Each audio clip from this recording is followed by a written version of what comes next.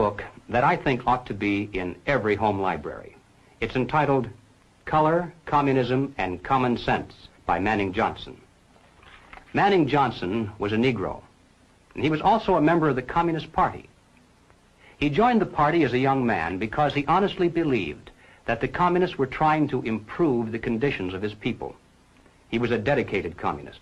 But after many years, Manning Johnson finally came to the realization that the communists weren't the least bit interested in improving the conditions of the Negro people. He discovered that instead they were merely planning to use his people, and these are his words, to use them as cannon fodder in a bloody revolution to destroy America. As early as 1928, the communists declared that the racial differences among our people constituted the weakest and most vulnerable point in our social fabric.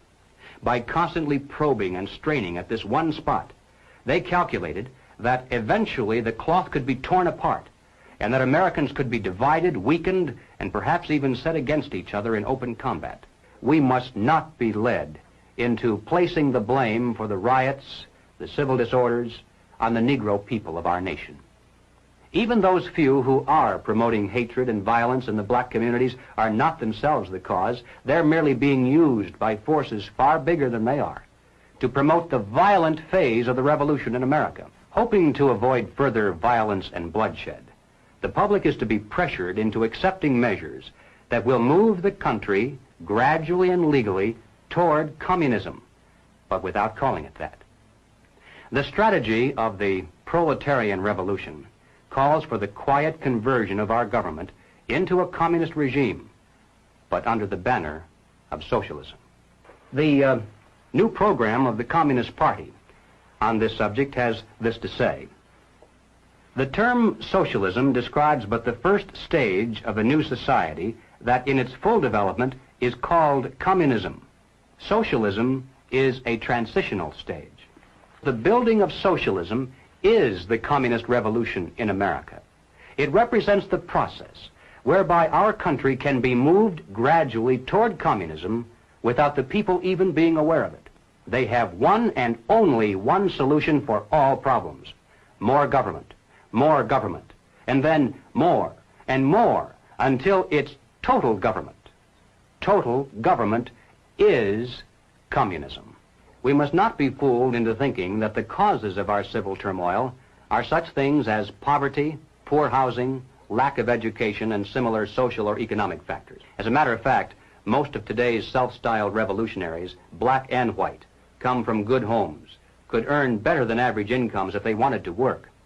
And in fact, they're products of some of the finest institutions of higher learning.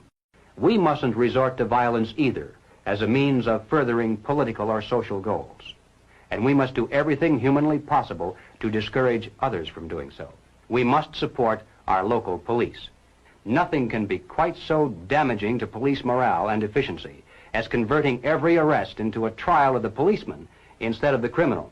Now, in passing, ladies and gentlemen, you may have wondered why the Communist Party has been a staunch supporter of the drive to place a black studies curriculum into our high schools and colleges. Well, the reason becomes obvious the minute you take a look at the textbooks and the study guides.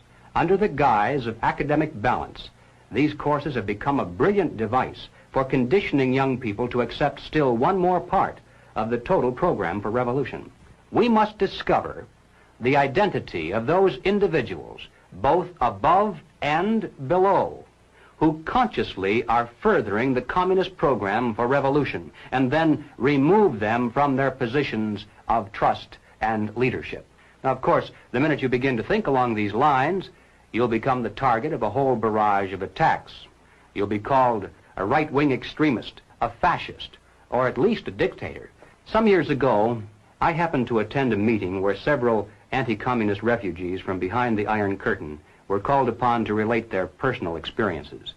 One of the refugees spoke up and he said, "You know, I came to America expecting to find a nation of free men, but instead, I find exactly the same thing.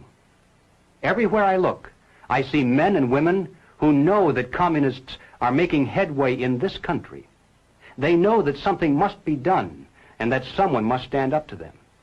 But they themselves do nothing. They remain silent because they're afraid that if they speak out or take a stand publicly, it'll be bad for business. They may lose a client. They may even lose their jobs. If communism should ever come to America, we'll face more death, destruction, and human suffering than any people in history has ever faced at the hands of their invading conquerors. It's literally a question of life and death for all of us. And it's about time the American people began to face up to that fact and to act accordingly. Thank you.